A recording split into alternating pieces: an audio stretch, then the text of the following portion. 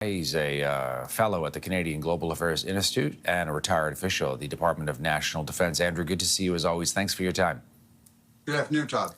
What's at stake here for Canada at this NATO summit? You know, the Prime Minister just made a big announcement a couple of weeks back about Canada finally getting to 2%. But as I mentioned a little earlier, you know, the goalposts are now about to change. Now we're going to be looking at 3.5%. What position does that put Canada in?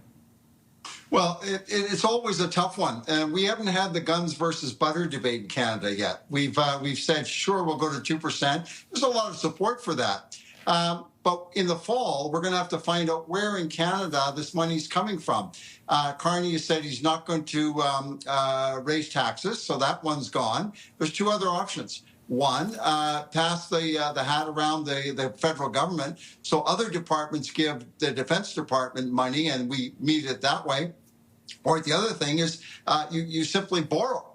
And we'll see where that goes. So and where the sacrifices are going to be made. So as the Canadian public starts to realize they're going to have to give up something to get the defense spending, and now Carney comes back with, well, we got to go up to 3.5, but over a long time. I mean, people are talking 29, or even the British are saying 2035 for theirs. So there's a lot of wiggle room on that one still.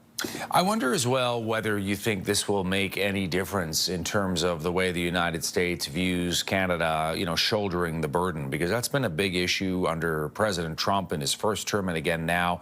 And on Air Force One earlier today, he specifically called out Spain, which is another laggard that doesn't seem all that interested in spending what other NATO countries spend, perhaps having a different view on what it should do. So this idea that Canada is now finally increasing, but really that just gets us to where other countries were. What does that do for the relationship between Canada and the U.S.? Well, it's certainly an improvement, but it doesn't sort of obviate the problems. So I think that what Canada does, and Carney's playing a very smart political game in Europe as well by balancing off the United States. So I think Trump respects Carney, basically. And I think we're doing the right things. We're not in the clear, but we're improving the situation. It's far more better now than it was under the previous prime minister, for sure.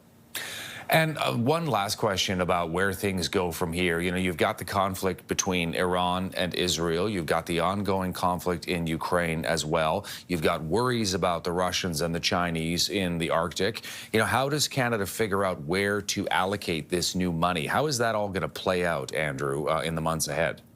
Well, clearly, in terms of Canadian defense vis-a-vis NATO, we've always had a European land commitment, and there are Latvia, the brigade we have in Latvia, where we lead the brigade.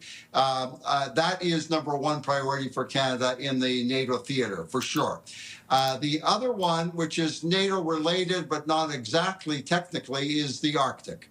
That's really seen as a Canada-U.S. NORAD thing, but it's becoming more discussed under NATO auspices. So you would see that anything that Canada would do in NATO, that would be more air and naval as opposed to army in Europe. So that's kind of where Canada's priorities are. That's very clear.